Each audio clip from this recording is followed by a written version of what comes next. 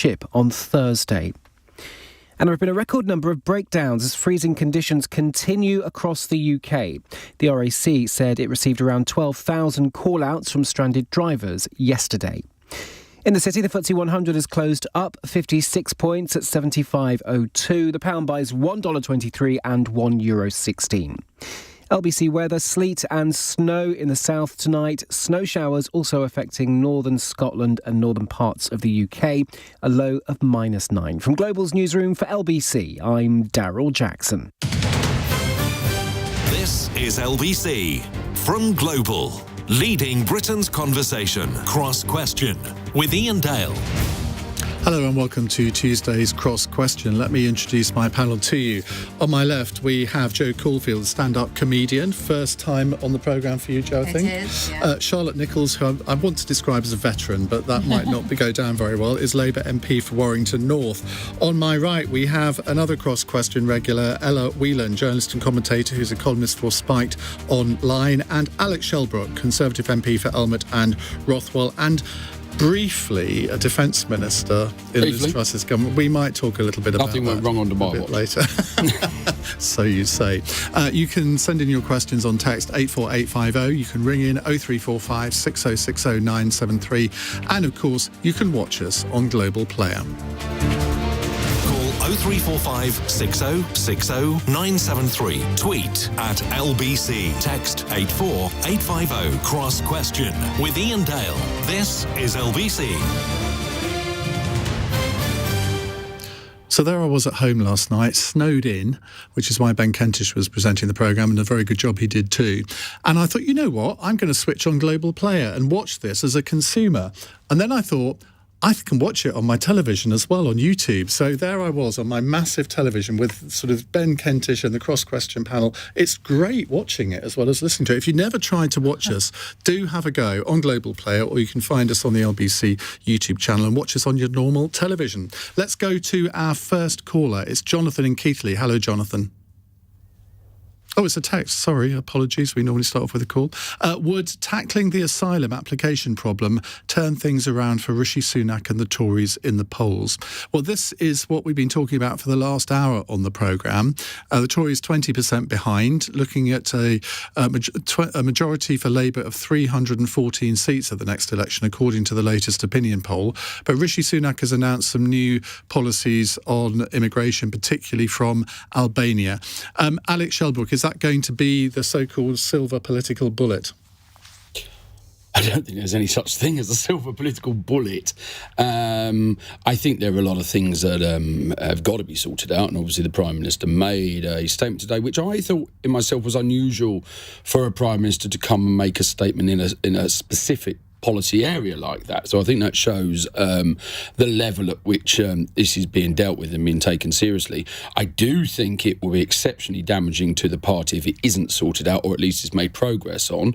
So the Prime Minister's obviously outlined a whole host of things today, and we'll see how that actually comes into fruition and operates, rather than will it actually turn the fortunes around, because in all of these issues the proof is going to be in the pudding.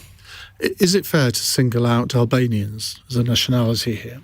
Well, I think where the Albanian side of it's been singled out is because you do have thousands and thousands of Albanians coming from a safe European country, whereas there are lots of other routes coming from a lot of other people. And this specific area with the Albanians seems to be right at the very heart of the criminal enterprises in terms of how they can make the most money. And I think that, being able to do that deal with the Albanian government to send people back, which of course the other European countries do, and I think that's the important point, does mean that it's a separately dealt with situation compared to, say, people coming from Middle East, North Africa and areas like that.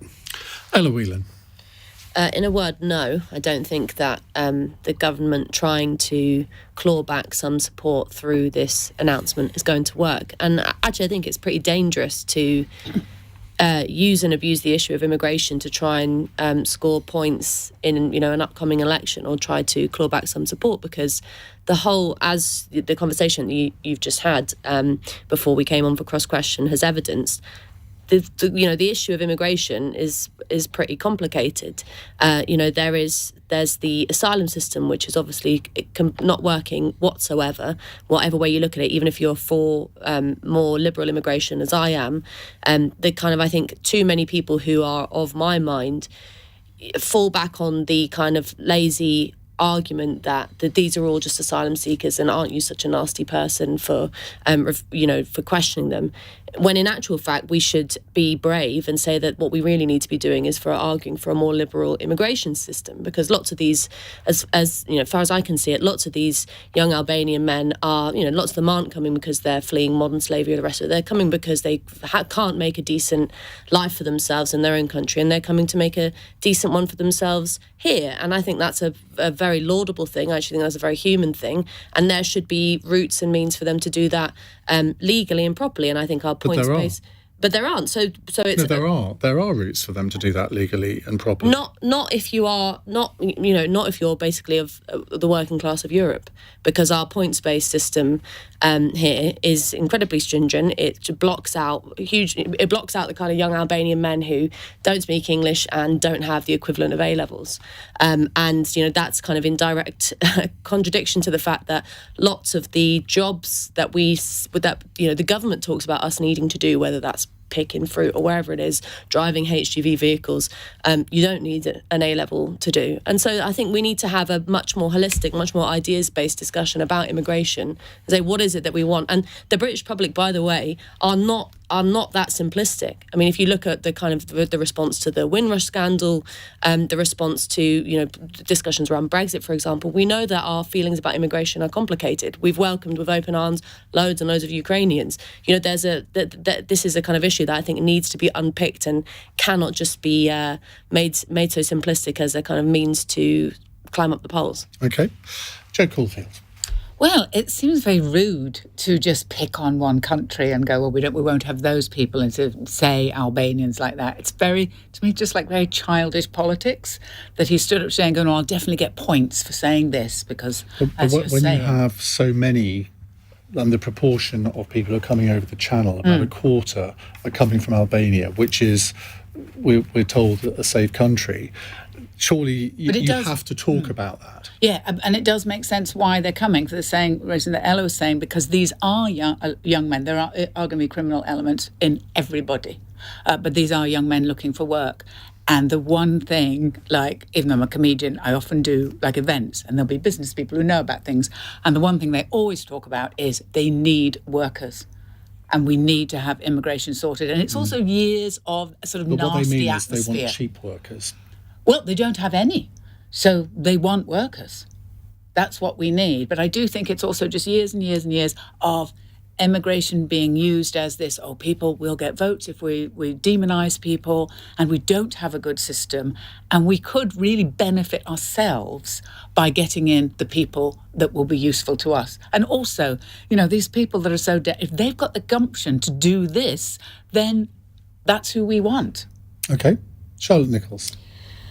I mean, I think right at the centre of this, and what we often forget in the debate, is that this is human beings that we're talking about. And I think that, particularly the way that the immigration issue as a whole, but particularly when it comes to asylum, is often talked about, I think we really lose that human element in this. But when it comes to, Rishi Sunak's election fortunes, actually, I don't think that this is the number one issue that people are concerned about at the moment. Clearly, it's an issue that is of concern, but the number one thing that is coming up when I'm out on the doors in Warrington speaking to the people that I represent is people who really don't know how they're going to get to the end of this year financially, who are dreading in April or in May or in June next year when their mortgage comes up for renewal, what the new rates are going to be.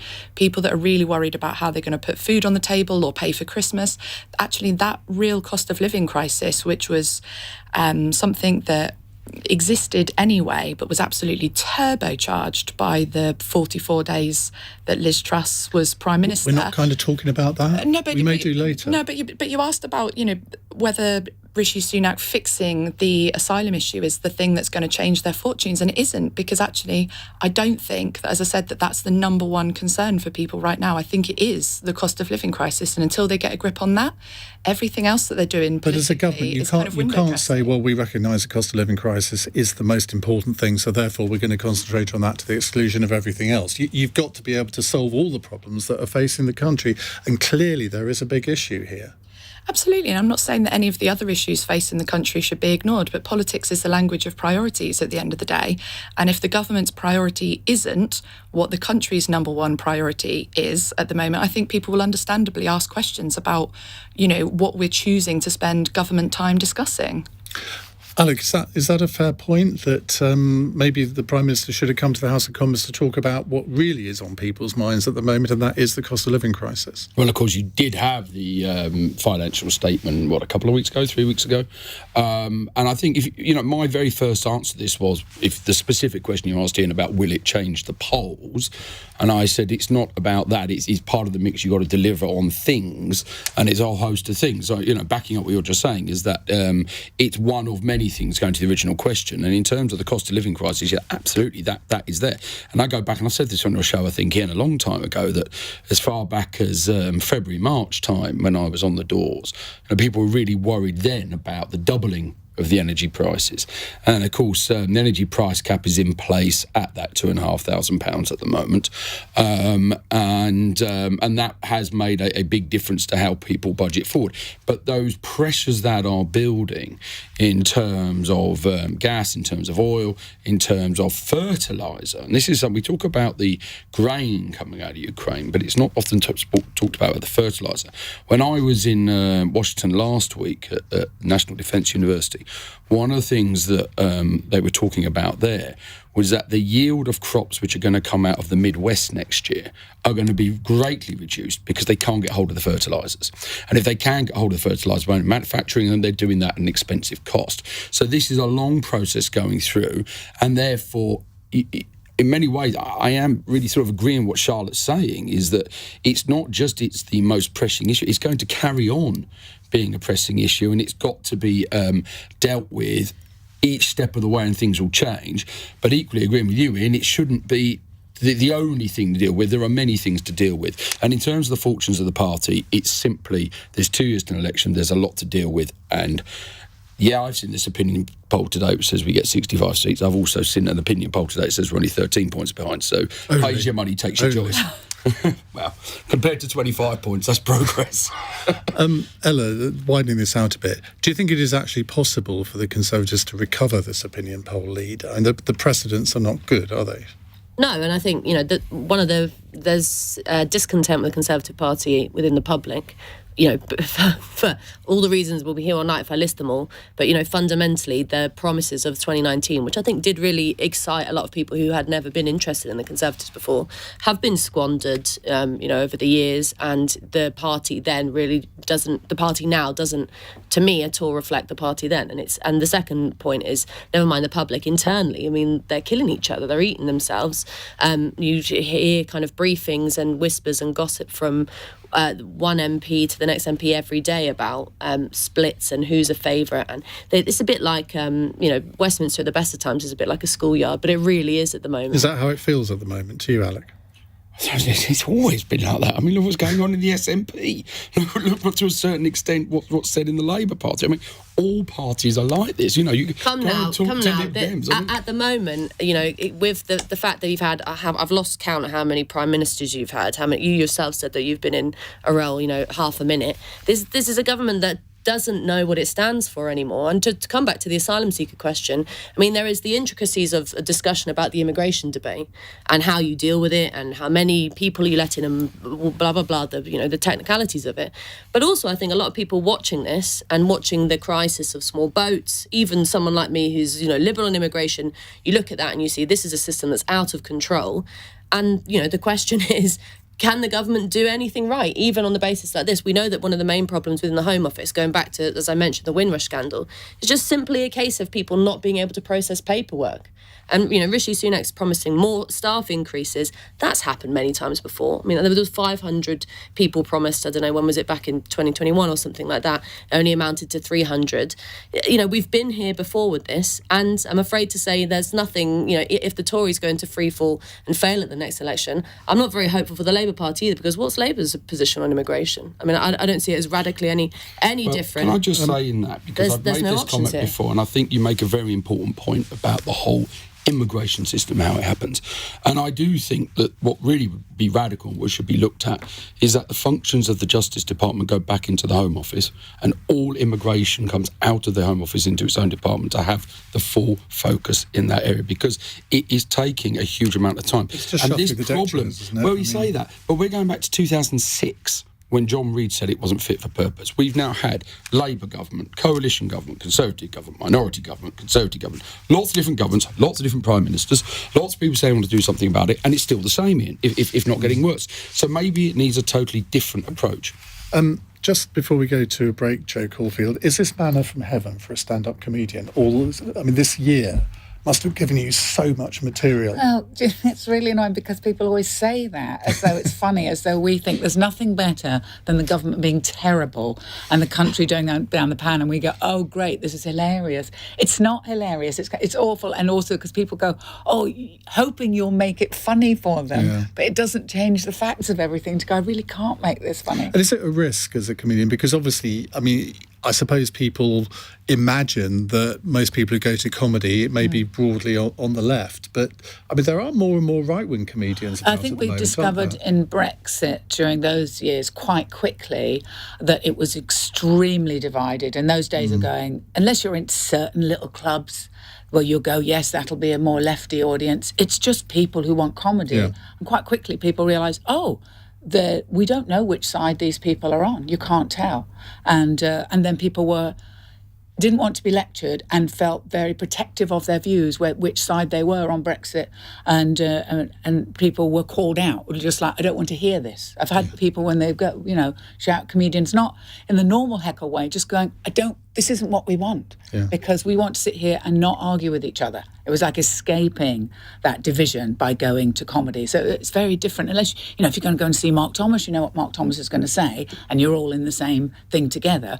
The comedy now, it's more difficult because you're trying to sort of find out what is the common ground that we all do have, because we all want the same thing. Even Jeff Norcott, who comes on this programme quite a lot, he kind of made his name as Britain's only right-wing comedian. There's quite a few others now, but he's gone a bit lefty. Well, not lefty, but I never thought he was that right-wing. I would watch him and go, he's a sensible right-wing, a bit like myself, I would say. I know we're up against it, Ian, but just to say, I haven't seen it, but I read the review of Peter Kay's new thing, and at a very specific point in there said there was no satire, it was all just about modern life. There was no politics in it at all, and it was bringing the house down. So I think the idea that comedy has to always be satirical and making that current affairs comment, I don't think is true.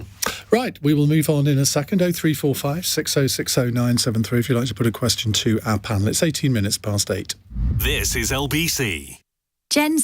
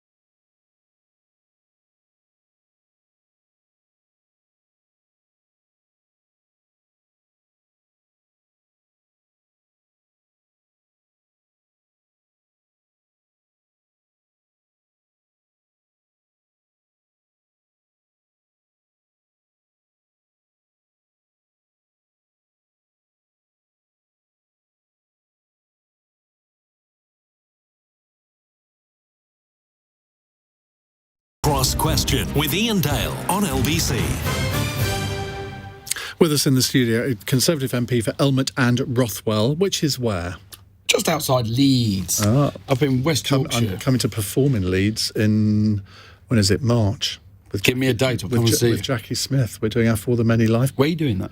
At the Carriage Works. Oh, yeah. Yeah, very good. Good venue. Excellent. Yeah, it's great, Millennium Square. Alec Shelbrooke, that is. Charlotte Nichols is Labour MP for Warrington North. No plans to come to Warrington in the foreseeable, I'm afraid, but that could change. Let yourself down, because Parr Hall in Warrington just won Best Gig Venue in the UK. OK, we'll try and fit that one in. Joe Caulfield, stand-up comedian. Where's your favourite comedy venue? The place where you go and you think we're going to get a good crowd here? No question. I would say there's two I would pick. Hot Water in Liverpool and the Comedy I performed Store. there. Oh, did you? At the Labour Party conference, Jackie Smith and I had Johnny Reynolds, who turned out to be a stand-up comedian. Who knew? It's a great venue. It's like it's, how can I put this? It smells a bit like a sauna. And they're packed in, low ceiling, absolutely. really close to you. Absolutely loved and what I really like also, it's got, I mean, Liverpool's such a great going out town, and it's all ages that come to that show. I like to be, you know, boys in their 20s and then couples in their 70s, dressed up, night out, and they just love it. And they also, if you give a bit of banter in Liverpool, like they like to test you. But if you can play the game with them, then they're very like Glasgow, the same way, then they'll really go for Jackie Smith and I will be back there this October. This is becoming just a plug for my For the Many Lives. Ella Whelan is here from Spiked Online. I don't know if you do any performing, apart from here. No, you don't. No. Please don't make me. All right. I was going to invite you as a guest, but hey. Right, let's go on to our next question. It is a text question from Mike in Barnstaple in Devon. Mick Lynch looked rattled this morning. Is the RMT finally starting to realise that public support is ebbing away? I think this was an interview he did with Michelle Hussein, where he objected to her line of questioning. I can't remember what she wanted to know the answer to, but he certainly wasn't going to give it. Charlotte, what do you detect among your constituents about this? Because we did a phone in a couple of weeks ago asking that very question. If do you still support the RMT in the way that you did at the beginning of the strikes? And the answer was yes. But I wonder if that's still the case. Yeah, I think public polling has pretty consistently shown support not only for the RMT and the industrial action that they're taking, but also industrial action right across the board. Because I think most people can see that nothing's working and everything's pretty terrible at the moment, and people are bored of 10 years of pay restraint and stagflation. So I think there is that broad sympathy.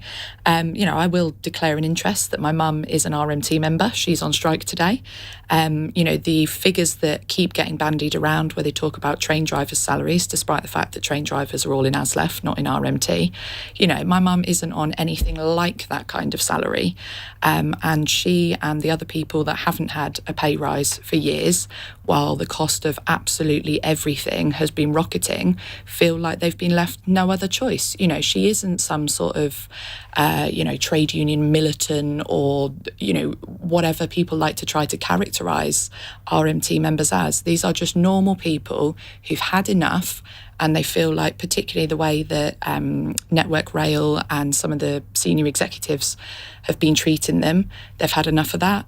And actually, the government does have the capacity to intervene. The Secretary of State, the Transport Secretary, has the ability to stop this strike at any time by giving the rail delivery seems route. to be getting on quite well with. It's a bit bizarre, this, isn't it? Yeah, I mean, obviously, we've cycled through, 4 Transport Secretaries in the last sort of 6 months or so. I think Mark Harper's probably the best of them so far. I think, to be fair, it's 3.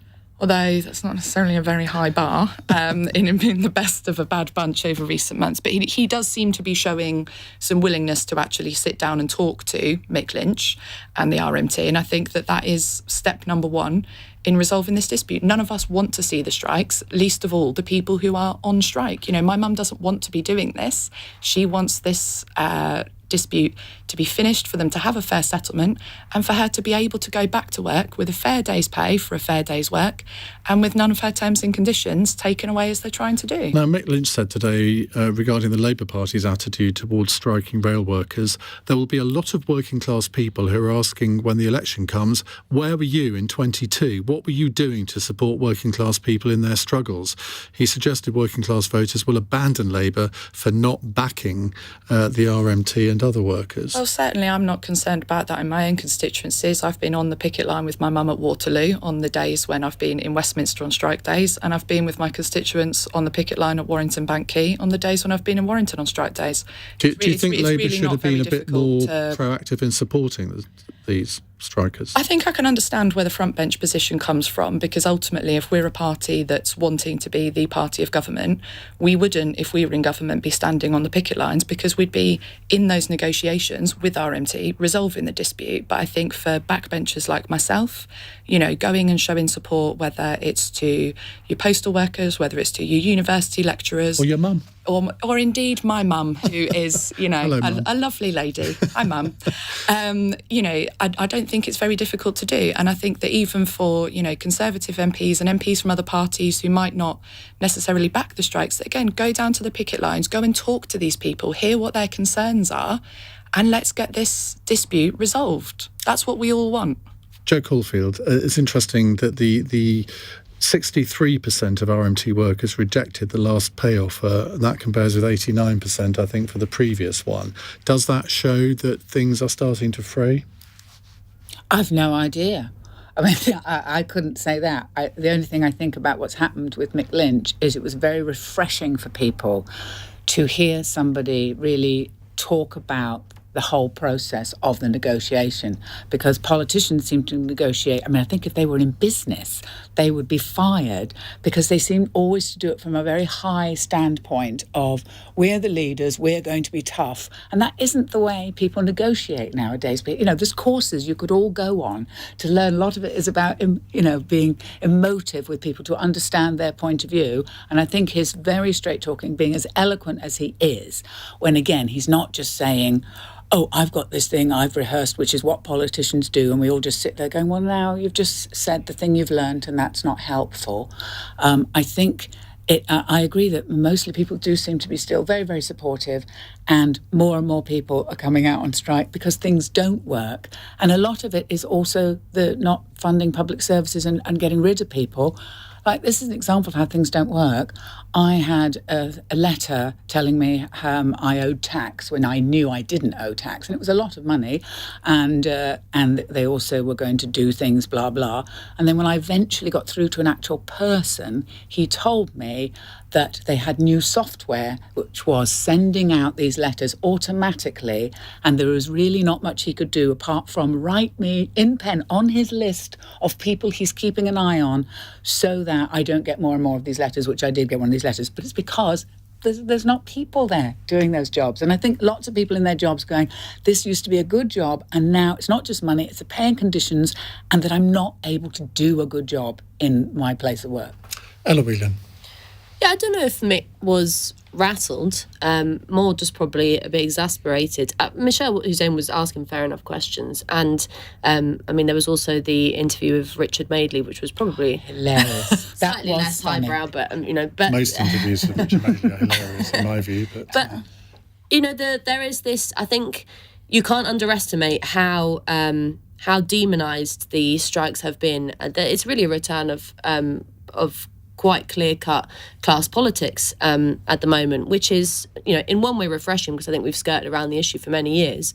But in another way, there is this sort of suggestion by, many interviewers and people in the media, but also politicians, that the strikes are sort of, have come out of nowhere, that it's just kind of like greedy union barons, and it's the same old sort of people asking for more that can afford, that the government can afford, or that more than there's money in the pot. And actually, I think the powerful thing about these strikes is that they're not just within one industry. We're not in general strike territory even close to yet, and we're not anywhere near 1979 or anything like that. But there is a general sense. I think the reason why there's so much public support is that you have this pretty powerful message from those on the picket lines, which is, what do you expect me to do? I'm not a doormat to be walked over. They're pretty clearly the sums aren't adding up. There's inflation, there's cost of living crisis, and I literally cannot feed my family.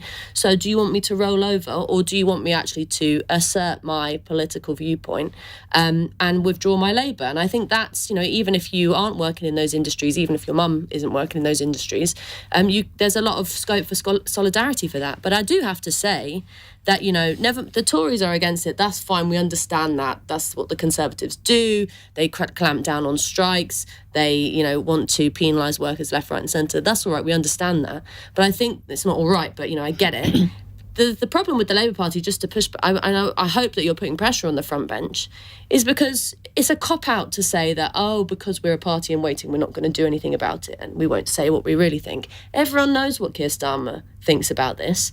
Kind of the rehearsal and the reinvigoration of a kind of Blairite idea of how to treat the working class is both with disdain and with distance, and that's exactly what he's doing on these strikes. It would cost him a great deal to come out and be in favour of the rail worker strikes or the posties or the nurses, because what that would be saying is the most important people in British political life are the working class, and the increasingly middle class and sort of introspective Labour Party is definitely not wanting to do that. Alec Shelbrooke, the tactics that the government seem to be using are out of a 1980s playbook, talking tough, acting tough. But you're dealing with a very different breed of union leader now. They're not the same kind of so-called union barons as was in the 70s and 80s. They're very happy to come on shows like this and articulate why they're on strike in a way that they wouldn't have done several decades ago. And you've got government ministers basically hiding in their bunkers, not coming out and explaining things in a way that the public can understand. Where is this going to go from here? Where's it going to go? I don't know. I mean, I'll make some sort of general comments from my point of view. And I think that, first of all, as you know, Iain, I was the only Conservative MP to actually vote against the strike-breaking statutory instrument that came through, because I think it's important that people do have their right to withdraw their labour if they're not happy in their terms and conditions. But that also means that negotiation has to happen on both sides. I mean, look, where the Labour Party are at, it's not for me, but I think it's telling that Labour have been honest when they've said, nurses, you're not getting a 19% pay rise under Labour. That is an honest position to take. Now, where does that leave the negotiations then with the government moving forward if the opposition party is saying, look, 19%'s not going to go there, so what are we coming back to the table with? Because that hasn't happened yet. So I think that there is a long way to go in all of these disputes. I think it's complex on the railways, because I think that we are dealing with an industry which has seen a significant drop-off in its most lucrative hours, and I think that's one of the big problems, and how that gets dealt with. And the cost of living crisis is deemed for a lot of outside pressures, but as we did see in the 1970s, if we chase inflation, we will increase it even further. So there is a fine balance to be had. But I've always been of the opinion that the most important thing you must do is negotiate. And it doesn't necessarily have to be done on the air. But they're not doing that, are they? I mean, well, apparently, as you said, Mark Harper and Mick Lynch are speaking. And I think that it doesn't necessarily have to be done on the airways, but I think progress does have to be made. But I think the worst thing that can happen, and I mean this from the government point of view and I mean it from the union point of view, is that you get entrenched and dug in and either side wants to give ground. And I think then you run into real problems. And I think there's been some of that in some of these areas. And I hope that doesn't become a pattern, Iain. We'll come back to more of your calls and questions in a moment. 0345 6060 973. It's 8:34 news headlines on LBC with Daryl Jackson. The Chancellor has refused to tell LBC whether he thinks nurses should be banned from striking ahead of walkouts this week. Speaking on Tonight with Andrew Marr, Jeremy Hunt says he thinks people are very angry with inflation, which the government is tackling. There are plans for new laws to prevent migrants who cross the English Channel from remaining in the UK. The Prime Minister, Rishi Sunak, wants to fast-track the return of Albanian asylum seekers and double the number of case workers handling claims. American scientists say they've made a breakthrough that could revolutionise clean energy. Researchers have been able to recreate the reactions found inside a star, which released enough power to boil 10 to 15 kettles. LBC weather, sleet and snow in the south tonight. Snow showers affecting northern Scotland and far northeastern coasts. A low of -9. This is LBC.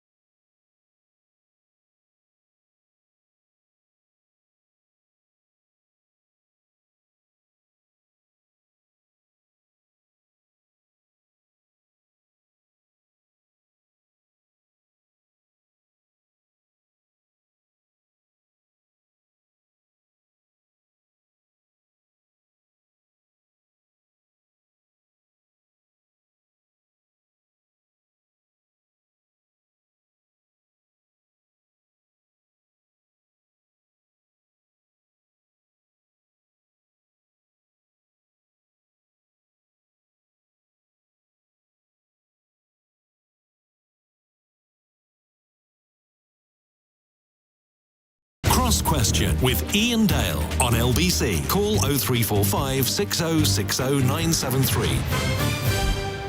Alec Shelbrooke, Charlotte Nichols, Joe Caulfield and Ella Whelan here with me answering your questions. Jane has texted in after a question on the RMT. Another presenter, I guess that's me, betraying British people by proposing the public are fed up of unions. I didn't say that at all. Well, no, we haven't, and we support them fully.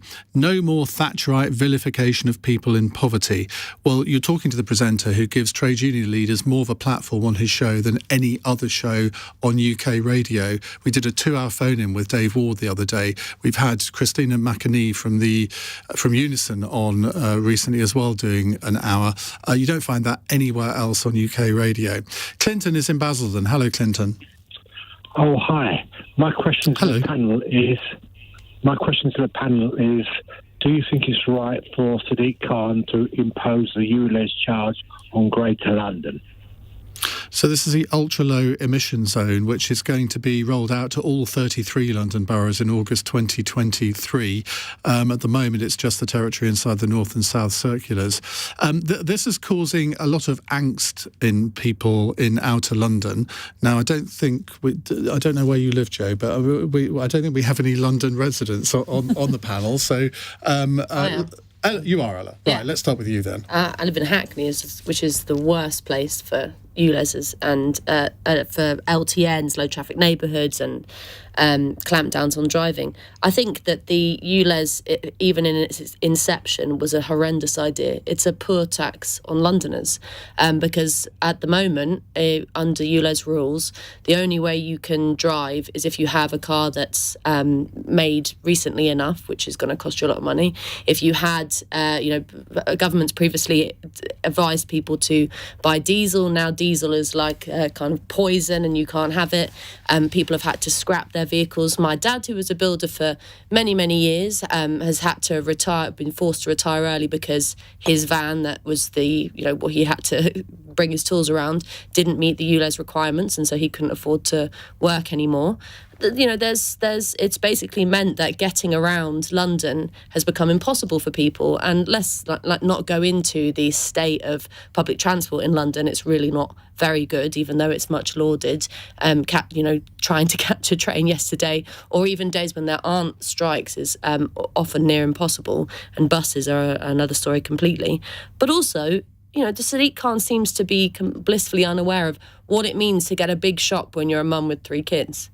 Try doing that on a bus, please, Sadiq. It's impossible. You can't do that. And there's also a kind of a point about, the fact that a city is meant to be a place where cars can drive around. There is this obsession, particularly, I'm sick of it because it's particularly in Hackney, obsession with pedestrianisation in a way that, hampers people who need to get around with disabilities, for example, hampers families, as I've already mentioned. And also, it's not what a city does. A city is not a place that is pedestrianised. It's a hustling, bustling area that needs transport. My husband's a tree surgeon, and he comes home laughing all the time, telling me that he's, going up to price jobs with people with pro-ULEZ and pro-low traffic neighbourhood posters in their window. And he feels like asking them, how do you expect me to carry the tree away on my back or in my truck? So I think, never mind it expanding out to outer London, it should never have been implemented in the first place. Charlotte Nichols, if it's coming to London, it may well come to Greater Manchester soon. Well, obviously, the Greater Manchester Clean Air Zone is something that I know about. I have to say, as someone that represents Warrington, I couldn't really tell you anything about the ULEZ zone in London.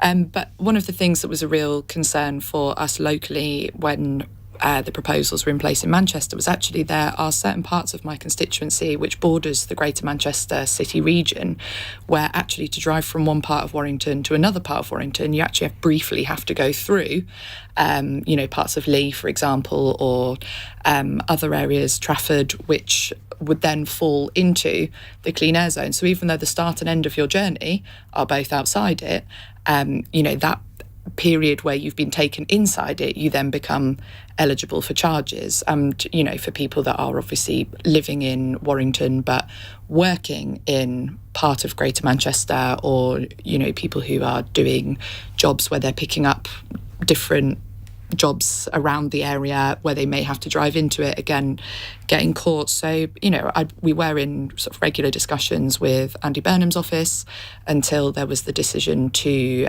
freeze the plans for now. But again, they were plans that were mandated by central government for Greater Manchester to introduce. So I think, when you look at the sort of devolution around the UK and some of the decisions that are being taken by metro mayors or, city mayors around the country, they're often doing it based on sort of ministerial directions set in Whitehall. And I think we have to be very clear with these things when you go back to, well, who ultimately is responsible for this? It's very easy to blame Burnham or to blame Sadiq, but, I doubt that, as was the case with our version Sadiq of owns this. So this is Sadiq's pet, along with sort of making misogyny a hate crime and all the other stuff he talks about. This is his legacy project. He doesn't need any nudging from hate crime for what it's worth. He doesn't need a nudge from Whitehall or anything like that. This is like Sadiq Khan's raison d'etre to basically ban cars in London. But I think he hasn't made. It's got to be mixed. Like, I used to live in London for years and years, and in Finchley. So then there was a time when I would drive. If I was doing a gig, I would drive into town and park. And this is where I say, I was a person who could be made to stop doing that because of congestion charge and because it got so expensive to park. So then I was like, I can use public transport. So if the public transport is good enough, people will then go, I'm going to do that, like they've done that in Germany, where, you can have free public transport, use it. But like Ella's saying, like her husband, he needs a van. Those people should not be penalised. So I think he's just thought of it in far too rigid a way when it can work if you can encourage lots of people who can use public transport. I mean, I would always, sometimes they'll send you a car for a job and I go, no, tube's a much better way to get around in London. And I would always do that. But some people do need, and they should not have to pay extra or have these special cars. But you can't draw up rules here that just apply, that have lots of exceptions, can you? There's got to be a clearly understandable regulation. Quite easily. You can prove what you do for a living and you go, OK, well, then you are an exception. Because otherwise, all what you see in central London is just rich people in cars outside shops, which is a ridiculous way for your city to end up being. Yeah, well, I've driven in today for obvious reasons. Alec? So it's interesting as a joke because it's not about central London. And I can see exactly the argument about in central London it's far easier to get on the tube, travel around. You often do all sorts of shows and they say, we'll send you a car, and it's like, no, I'll get on the tube, it's a lot quicker, it's a lot easier. But we're talking about all the areas in the 33 who the worst boroughs. people for demanding cars are? Green Party politicians. It's true. It's absolutely true. I'm not going to name and shame, but you'd be very surprised. Westminster. on that bombshell. And I think that, let's be clear about what this is about. It's that if you live, I think we're talking about the 33 boroughs here, aren't we? So I think that takes into areas like Orpington, for example. Yes. But these are going to be introduced into Bath, Birmingham, Bradford, Bristol, Portsmouth, Sheffield, Tyneside. So it's not just I'm just going to bring it back to Leeds in a second, but just to say, this is like getting in your car. Every time you get in your car, you're being charged, even if it's just go to the supermarket a mile from your house. It's not about coming into London. I think that's important. Yeah. In terms of Leeds, they were talking about a low emission zone in the city centre, and then they dropped it. But if we were to take that example and they spread it all the way out, the A1 runs through my constituency. I mean, what's my constituency? And spoke about earlier on is actually the countryside between Leeds and North Yorkshire, and the A1 runs through the middle. So if you're on a journey up to Newcastle or something like that, you're going to play the low emission zone for the 20 miles of your journey on the A1 that pass through Leeds Authority area. How that works? This is where exactly. Well, I'm very against that because I drive that way home to Edinburgh, so I'm very against and it gets very complex, doesn't it? And I think that, I think Jo was right when she said about, she was driving into London for gigs and said, I'm not the sort of person doing that, and I changed that. But that's not what this is about. Because I don't disagree with you that if you do choose to drive in, you're going to have to pay for that because do you really need to do it? But this is about people who might be skirting right around the edge of outer London. People who probably don't even consider themselves living in London, actually having to do this. Terry has got a solution for you, Ella. He's in Hackney. He says, I live in Hackney E8. The perfect way around the ULEZ problem is to buy a vehicle that is 40 years old or older. Yeah. I drive a 1971 Triumph Herald and my car is exempt from ULEZ, MOT and tax. Can you buy build Caulfield, as well, tree surgeon vans that are... I live in E8 as well, and if I was any good at cars, I'd probably be able to find you and find your car. But the thing about that is, it's perverse that vintage cars are exempt from the ULEZ, and anyone who has a vintage car, I do not. I've got a little Vauxhall Caddy. Knows that they cost loads of money to run. VW Caddy, I think you'll find. Is it? No, it's a little white van, and I don't know anything Caddy about... vans are VW. Yeah, I used to have one. I love it, and I love driving it, and the point I want to make is it's also, I think, if you want to kind of make a more philosophical point, driving is really enjoyable. There's a great history of the importance of freedom of driving, for working class people, also for women, to be able to get out and get in the car and go wherever you like. And I think we're starting to kind of dump on that, which is that, I love getting the bus, I love reading my book on the train, but I also like jumping behind the wheel and going somewhere. But the impression given now by councils all over the country is our job in the transport department is to make your life as a driver as difficult as possible, and that should not be the case for public servants, in my view. But there we go. It's 8:48. LBC.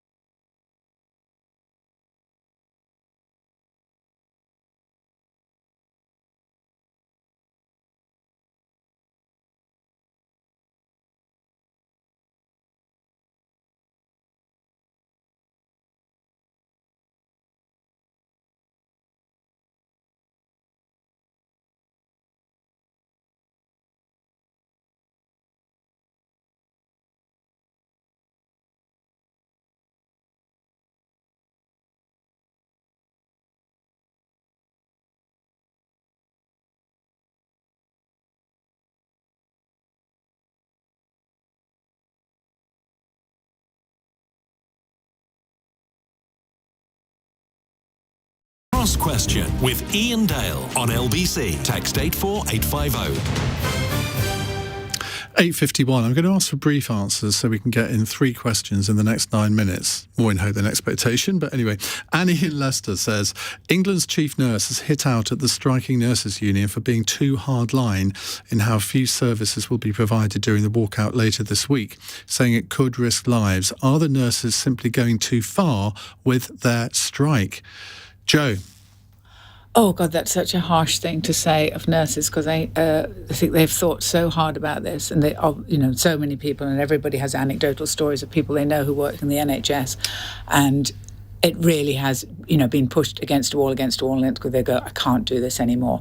And some of it is basically things like a friend of mine, and if you go to have your bloods done, she does your bloods, and she's like, I've basically been told I have to do more people in that hour, but I'd like to treat people like a human being, sit them down, make sure they're relaxed, answer any questions, but there isn't time for that. So it's so much of it is also about the stress of them knowing they're not able to do their job the way they want to do it.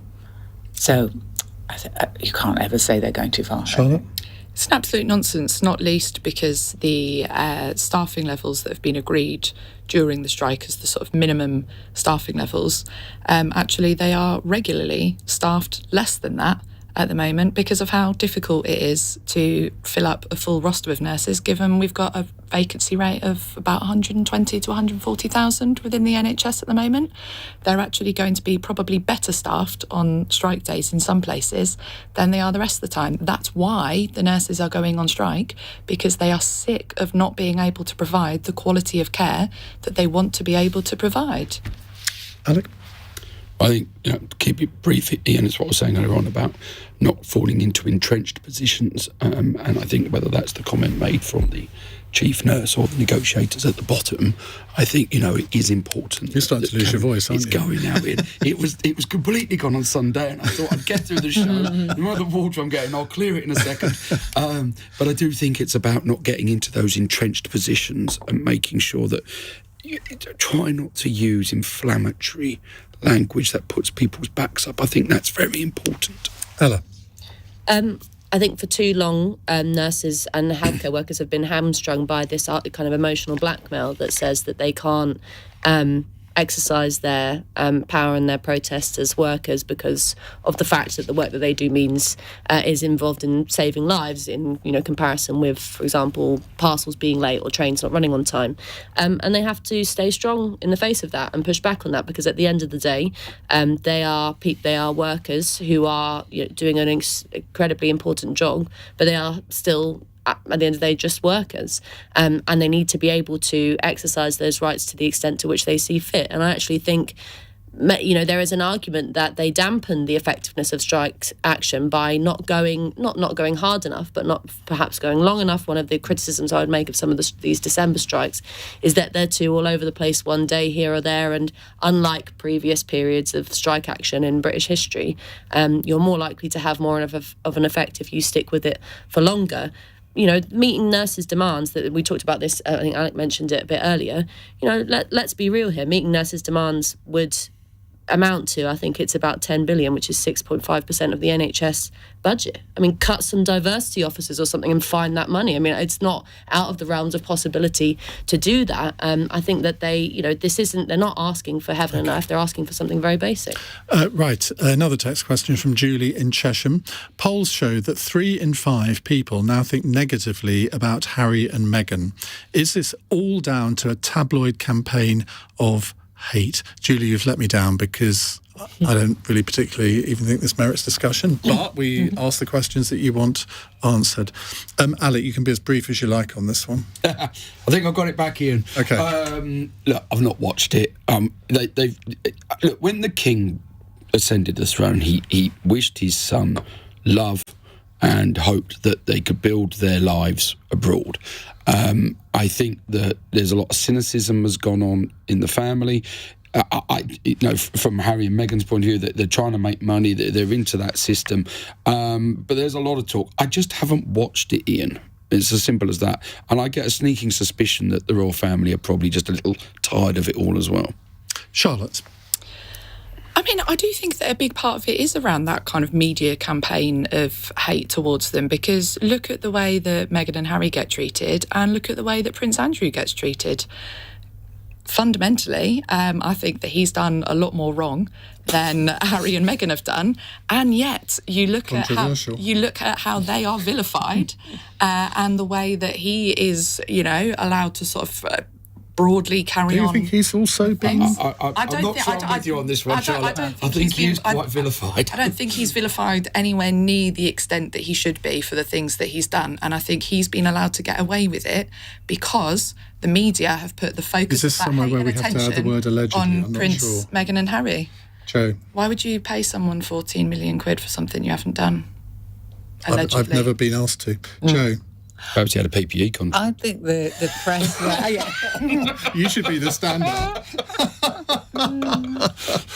Joe? I think the British press were furious quite early on with Meghan because she wasn't delighted to be a princess, and they love Catherine because that's all she wants is to be a princess. See, that's not my memory at all. I think the press were actually really pro her at the beginning. At the very beginning, because she was being a nice princess. And I remember watching the wedding and going, she's going to get bored, because it's quite a boring life being a princess in Britain. You know, if you've had a life, which she has had a life.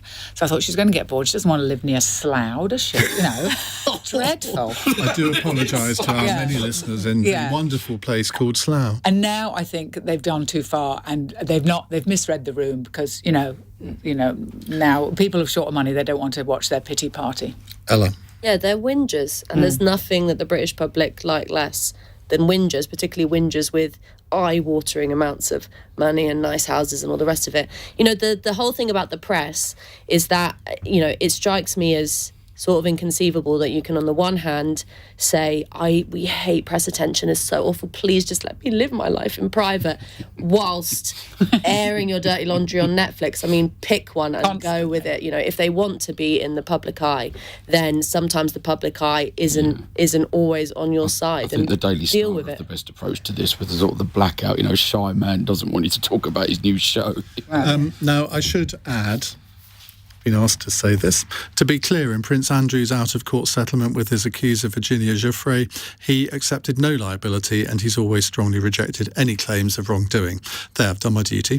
Final text question from Sandra. After lots of people ended up in this exact situation earlier this week, if you had to end up on a snowed-in train overnight, who would you like to be stuck on it with? Now, there's an interesting one. I can think of plenty of people who I wouldn't want to be stuck on a train with. Anybody got a ready answer to that one, to give the others time to think about it? You, Ian. Oh. That means... No, he just wants to... No, it's because he's a West Ham fan. Yeah, fellow Hammers. We could moan about West Ham all evening. Now, Joe Caulfield, you must use the sleeper to Edinburgh occasionally. I mean, do you have to sleep in the same sort of bit as somebody else? I used it once and it was a disaster for me. I think I'm too tall. I felt like I was just lying in a tin can being thrown around. And then business people get up in the morning and do a day's work. But I just went straight home to bed. Yeah, felt like I had a hangover. It didn't work. So who would you like to be stuck on a train with overnight? I'd like to be on my own, definitely. Yeah. Because whoever it is going to be irritating after a while. Charlotte? Idris Elba. Idris Elba. Ella? Well, I'd inevitably now at this point, seeing as he's been born, be with my 9-week-old son. So I'd want my mum so that she can look after him. I can go get a drink from the bar, because he would be Is that what she's screaming. doing tonight? If she didn't live in Ireland, she'd be here. Yeah. So you left him at home alone? No, he's with his dad. I think. Don't make me check my text. You know, in all seriousness, though, I mean, I travel around the world a lot in the job I've got, and you expect delays and that, and I always have at least 2 books in my case with me, and literally in those situations I'm more happy just to sit down and read. And they're both mine, aren't they? Of course they are, Ian. Excellent. Available at all good bookshops this Christmas. That's absolutely right. Thank you very much indeed to Charlotte Nichols, Joe Caulfield, Ella Whelan and Alec Shelbrooke. After the news, we're going to be talking about smoking, which we've actually done quite a lot over the last few weeks. There's a really interesting story from New Zealand, who've passed the world's first tobacco law to ban smoking for the next generation. In New Zealand, if you're born after the 1st of January 2009, you can't smoke a cigarette, and that age will go up every year. And at some point over the next 60, 70, 80 years, smoking will be banned completely in New Zealand. Should we do the same? It's 9:01. On your radio, on Global Player, and Play LBC. leading Britain's conversation. This is LBC. From Global's newsroom, the Chancellor has refused to say whether he believes nurses should be banned from going on strike. Nurses are due to walk out on Thursday in a row over pay.